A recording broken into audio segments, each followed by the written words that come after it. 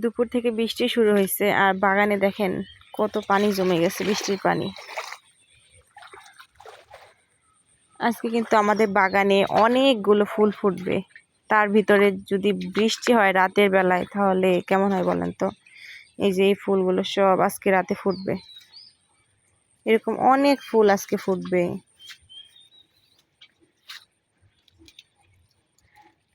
আজকে রাতে যদি বৃষ্টি না হয় তাহলে ভালো হবে ফুলগুলো ফুটলে। কালকে ফুটছিল অনেক ফুল, আজকেও ফুটবে অনেক ফুল। ওইদিকে বেশি পানি জমছে, এদিকে একটু কম।